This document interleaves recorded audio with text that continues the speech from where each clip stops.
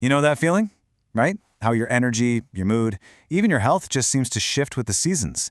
That feeling in spring where you're just dragging, or the deep urge to basically hibernate in winter. It's something we all go through, and it turns out it's definitely not just in your head. It's this deep, ancient biological program running inside all of us. So, let's dig into how it actually works. We all feel it, but is there a real, physiological reason why our bodies react so differently to a bright summer day versus the gloom of winter? Well, the answer is a huge yes, and it's been hiding in plain sight, all orchestrated by a single, really powerful hormone. And our whole investigation really starts right here, with this amazing research from Nelson and Drazen at Johns Hopkins. What they figured out is that our bodies don't just, endure the seasons, they actually anticipate them. And the key to the whole thing is a hormone that most of us really only think about when it's time to go to sleep. That's right, we're talking about melatonin. And we're about to completely reframe what you think you know about it. So, forget just calling it the sleep hormone. Its real, ancient job is way more profound. It's actually our body's master timekeeper. You see, what the researchers at Johns Hopkins laid out is that melatonin is the main hormone that translates day length into a signal your body can understand. It's basically how your internal biology reads the calendar. It sends a message to every single system in your body, telling it what time of year it is and what it needs to do to get ready. So, how does this actually work? Well, the mechanism is just beautiful in its simplicity. Your body isn't tracking the temperature, it's not looking at a calendar, it's tracking the most reliable signal there is, the changing length of the night. It all boils down to this really basic environmental shift.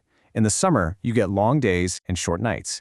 And in winter, of course, it's the exact opposite. Short days and these long, long nights. This simple difference is all the data your body needs.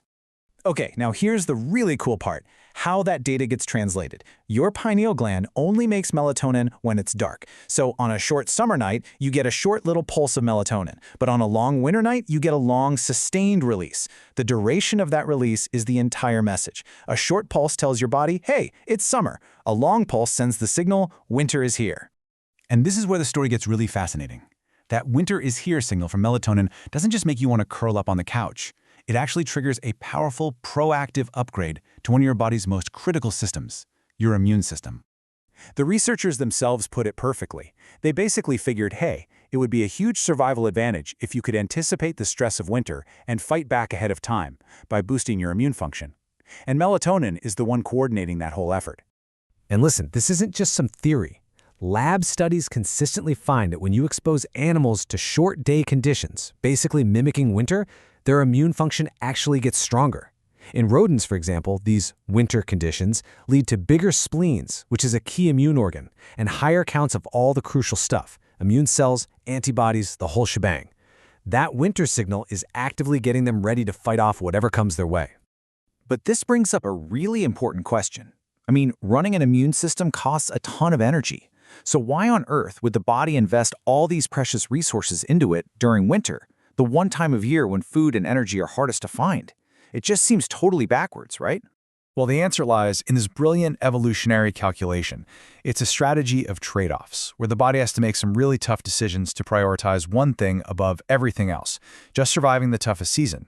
At its very core, winter is just a battle for energy. Food is scarce, it's cold, so you need more energy just to stay warm. Every single calorie counts. Your body has to get really, really strict with its budget. And here's the trade-off. Your body basically diverts energy away from long-term projects, things like growth or reproduction, and instead it reroutes that energy to the absolute essentials for surviving right now. 1, staying warm, and 2, maintaining a super strong immune system to fight off infections when you're at your most vulnerable. But there's a plot twist.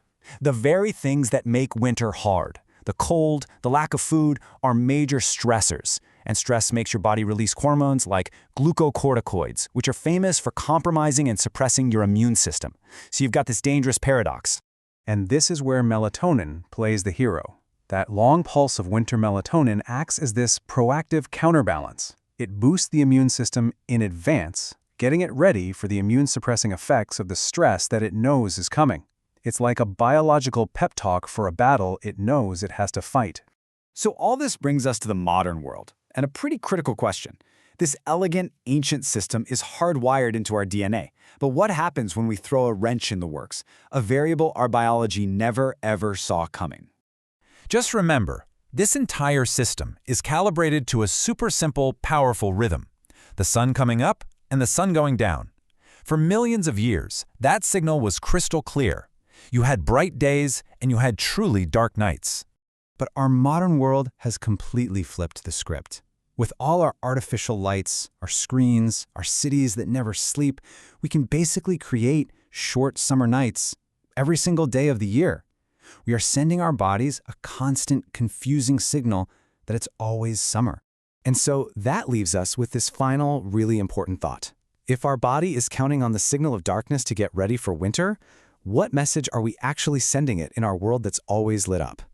Are we accidentally shutting down an ancient protective immune boost? And in doing so, are we losing a really critical piece of our own resilience? It's a question that makes you look at that light switch on your wall a little bit differently, doesn't it?